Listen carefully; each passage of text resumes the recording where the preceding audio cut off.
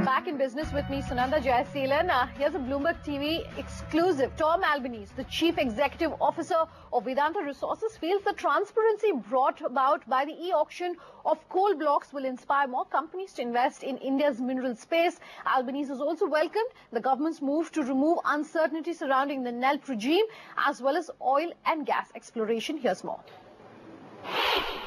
Well, I think that transparency, everyone would agree, is a welcome change.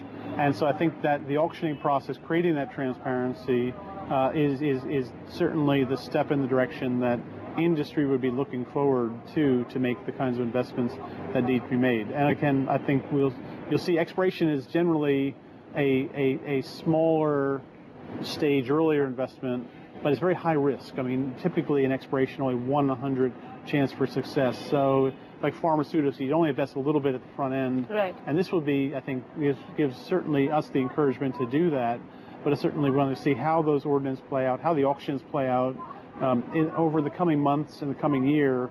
And I think that will, to some extent, dictate how much investment gets made in exploration in that period of time. Right.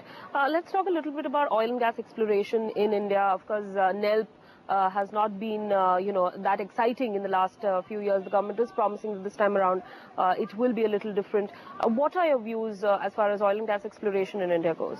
I think, first of all, like mineral exploration, I believe that India is underexplored in the oil and gas area. While there have been huge successes, including our own in Rajasthan, I think that as the global super majors in the oil and gas sector are attracted into India, we're going to find new geologic terrains, new geologic basins, and particularly down the road, unconventional sources of oil and gas, which I think could be transforming the landscape of the oil and gas sector in India.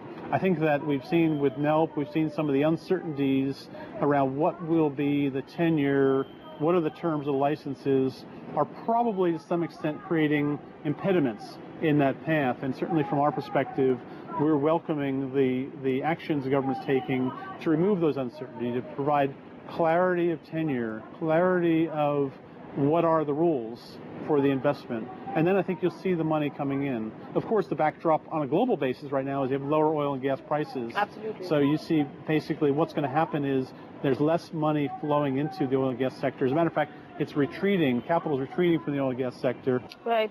My next question, of course, as you mentioned, Rajasthan, and Rajasthan has been exciting for Cain for a while now. There have been certain impediments, but, the company has gone forth and stayed there. Tell us a little bit about how Rajasthan will be unfolding for Cain. Are we looking at any more investments in Rajasthan as we go ahead? Yes, we have had, over the past year, our largest investments in the history of Cain's involvement in Rajasthan, with a very large program, invested over $1 billion in the enhanced oil recovery and the polymer injection. This polymer injection project is the world's largest of its kind. And so it's a huge project, and it's going to be a big part of the total oil and gas, lead to a big part of the total oil and gas production from Rajasthan in the foreseeable future. I think as we look ahead, we had a period of time where we weren't allowed to do any exploration. Once we were allowed again to do exploration, we found some new discoveries, and that put up on a course of new opportunities. Of course, now we're in an environment with lower oil and gas prices.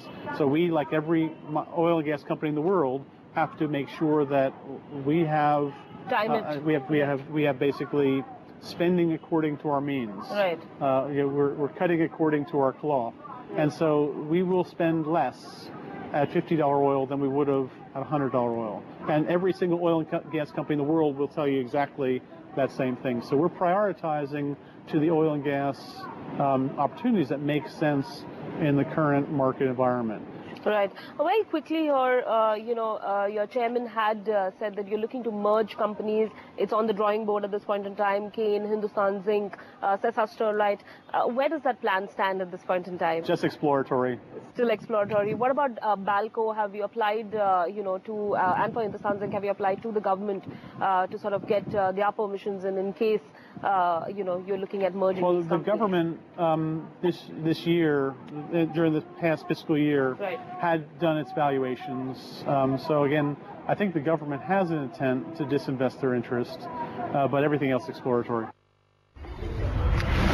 On that note, completely out of time on the show. Thanks so much for watching.